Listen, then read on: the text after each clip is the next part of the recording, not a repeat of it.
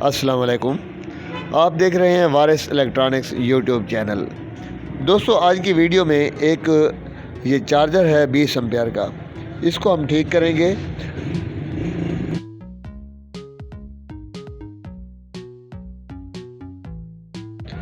अगर आपने अभी तक हमारा यूट्यूब चैनल सब्सक्राइब नहीं किया तो हमारे चैनल को सब्सक्राइब कर लें और बेल आइकन के बटन को भी दबा लें। दोस्तों, ये जो चार्जर है ये हमारे पास जब ग्राहक लाया है तो उसने कहा कि इसमें कोई ख़ास डिफेक्ट नहीं है, लेकिन एक बात मेरी याद रखें कि जब भी आप कोई चीज़ बनाते हैं तो पूरी तवज्जो से उसको देखें, उसको अपनी मर्ज़ी से बनाएं। ग्राहक आपको कभी भी सही बात नहीं करेगा और यही सूरत हाल इस चार्जर के साथ भी है।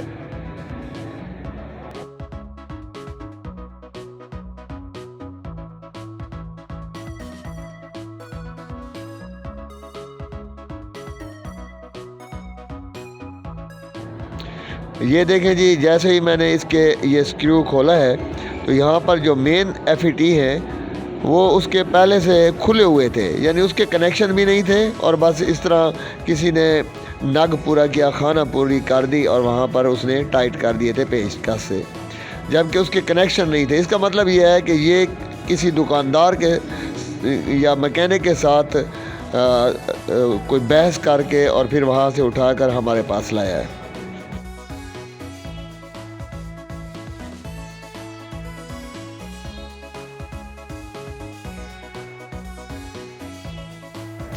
जी, तो अब इसका सर्किट जो है वो हमने बॉडी से अलहदा कर लिया है। अब इसको हम सबसे पहले पूरी तवज्जो से देखेंगे कि इसमें क्या है। देखिए जी, FET के कनेक्शन जो हैं वो वाज़े बता रहे हैं कि ये FET जो है सोल्डरिंग आयरन से निकाले गए हैं और दोबारा लगाए नहीं गए, जबकि बस ऐसे ही फिट करके दिया गया। तो थोड़ा सा हम इसकी डस्ट वगैरह जो है वो साफ़ कर लेते हैं।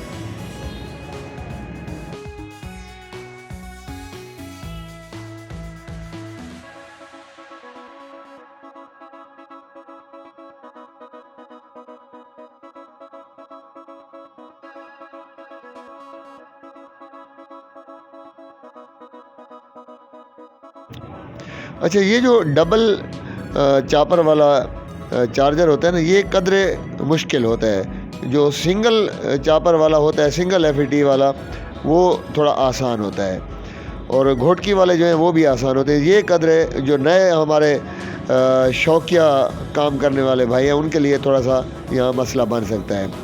तो सबसे पहले तो हम क्या करेंगे जी, इसका जो फ्यूज़ है ये कोने पर लगा हुआ है, इसको हम चेक करेंगे।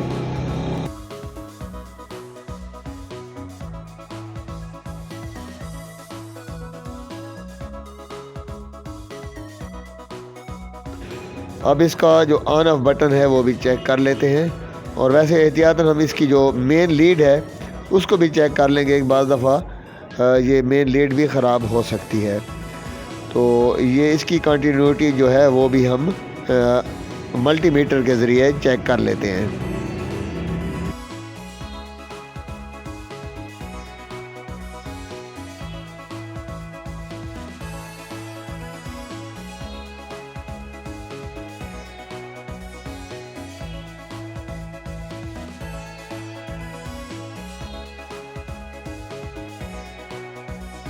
जी दोस्तों, इसकी लीड भी ठीक है, फ्यूज़ जो है वो भी ठीक है और ऑन ऑफ का बटन जो है वो भी ठीक है। अब इसका जो सर्किट है वो बज़ाहिर जो हमें नज़र आ रहा है उसमें ये लगता है कि शायद यही FET जो है वो ख़राब है। तो हम ये जो उसके पुराने FET हैं सबसे पहले इनको चेक करेंगे। तो कई दफ़ा इस तरह होता है कि एक FET या दोनों ठीक भी होते हैं, तो नहीं पता वो मैकेनिक ने ये क्यों निकाले हैं, लेकिन हम एहतियातन जो है इनको चेक करेंगे।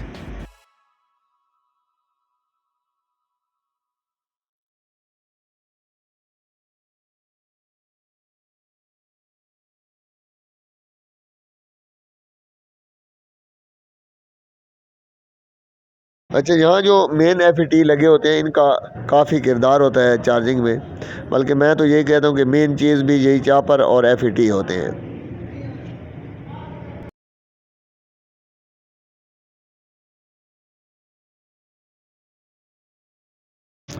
गेट वोल्ट चेक करने के लिए ये हम एक रेड कलर का एलईडी है, इसको लगाते हैं और ये गेट और सोर्स का जो कनेक्शन है वहाँ पर हम इनके लेग्स जो हैं एलईडी के लगाएंगे।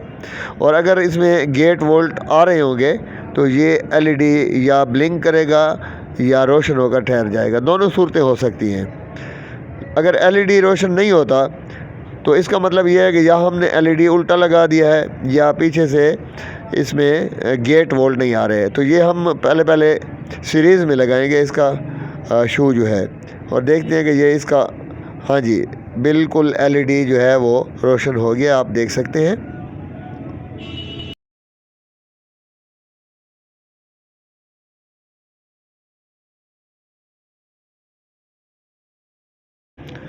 इसका जो मेन कैपेसिटर है उसको डिस्चार्ज करना ज़रूरी है, वरना आपको इलेक्ट्रिक शॉक भी लग सकता है।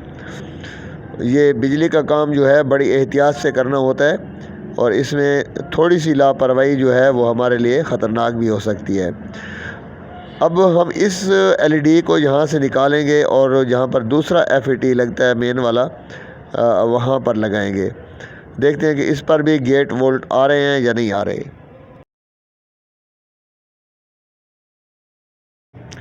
इसका शू दोबारा हम सीरीज़ में लगाएंगे। सीरीज़ में हमारा 100 वाट का बल्ब लगा हुआ है, देखें जी यहाँ पर भी एलईडी रोशन हो गया। तो इसका मतलब ये है कि यहाँ पर गेट वोल्ट आ रहे हैं। अब हम इन दो एफईटी को चेक करेंगे। ठीक है जी, सबसे पहले कैपेसिटर को डिस्चार्ज कर दिया है।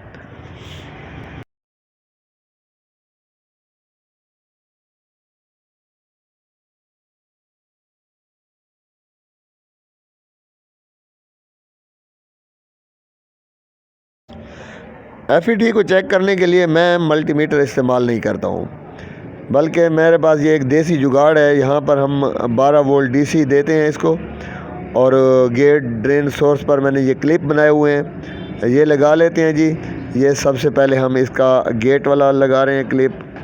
अब ये ड्रेन वाला रेड वाला ड्रेन वाला है और ये आखिर में हम सोर्स वाला जो है वो क्लिप, ये 3 हमने छोटे क्लिप जो हैं वो लगा दिए हैं। और अब जो हम इसको 12 वोल्ट डीसी देंगे। अगर इस पर हमारे वो 3 कनेक्शन हैं, उनको टच करने से ये बल्ब जो है वो ऑन और ऑफ़ होता है तो फिर तो ये स्विचिंग कर रहा है, इसका मतलब एफईटी ठीक है।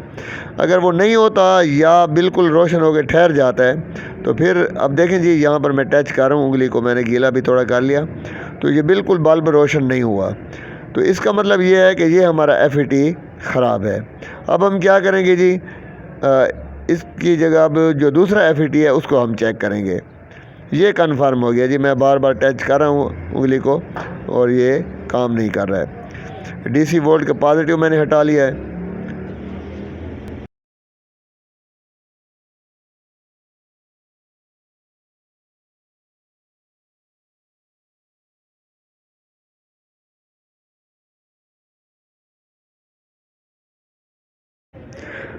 जी दूसरा एफईटी जो है वो हमने लगा दिया, ये 12 वोल्ट मिल गए, बल्ब रोशन हो गया। लेकिन जब मैं इसको टच कर रहा हूँ तो ये ऑन ऑफ नहीं हो रहा था। इसका मतलब ये है कि ये एफईटी भी ख़राब है।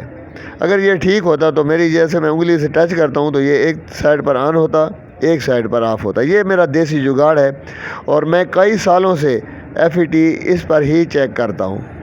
ठीक है जी, अब ये कन्फर्म हो गया कि ये दोनों एफईटी जो हैं ये ख़राब है, तो हम इनकी जगह दूसरे एफईटी लगाएंगे। वैसे मैं यहाँ पर 20N60 वाले जो एफईटी हैं बड़ी साइज़ वाले, वो मैं इस्तेमाल करता रहता हूँ और